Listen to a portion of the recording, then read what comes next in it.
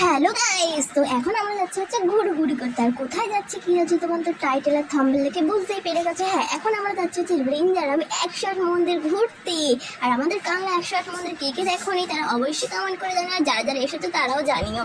তো ফাইনালি আমরা চলে এসেছি 108 মন্দির। আর এখানে দেখো জুতো রেখে আমরা ভিতরে প্রবেশ করছি, আর ভীষণই ভালো লাগছে। আজকের আকাশটা এতটাই সুন্দর যে কি বলবো, আমার তো ভীষণ ভীষণ ভীষণই ভালো লাগছে। আর পুরোটা এত পরিমাণে হাওয়া দিচ্ছিল, আহা কি আনন্দ আর আনন্দ।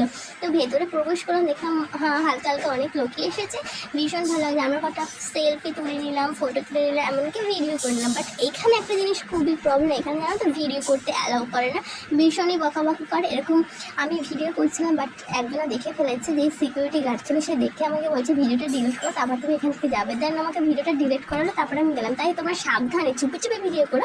আমি যেরকম চুপি চুপি ভিডিও করছি, তোমরা ঠিক চুপি চুপি ভিডিও করো, তাহলে দেখবে সমস্ত কিছু ভিডিও করতে পারবে। আর আমাদের এখানে ঘুরতে ঘুরতে দেখো রাত হয়ে গেছে, মানে সন্ধে হয়ে গেছে। তো সন্ধেবেলা আমরা একটু থাকলাম এখানে। আকাশটা এতটাই সুন্দর মনে হচ্ছিলো যেন আমরা পুরো ফিল্টার গেছি, বাট একদমই না, আকাশটা এরকম অরিজিনালই হয়েছিল। তো আমরা ঘুরে ফিরে এখন রাজবাড়িতে এসেছি। আর রাজবাড়িটা একটু বেশি লাইট নেই, সেই কারণে একটু অন্ধকার টাইপের, বাট ভীষণ ভীষণ ভীষণই ভালো লাগছিলো। আর আমরা কিছু সেলফি তুলে নিলাম। এখানে কোনো সিকিউরিটি গার্ডের ভয় হয়নি, এখানে সব কিছু। বাট ফাইনালি আমরা চলে এসেছি এটিএমে। আর এটিএমে আমি কিছু টাকা তুলে নিলাম, আর টাকা তুলে এসির হাওয়া খেয়ে আমরা এখন যাবো বাড়ি।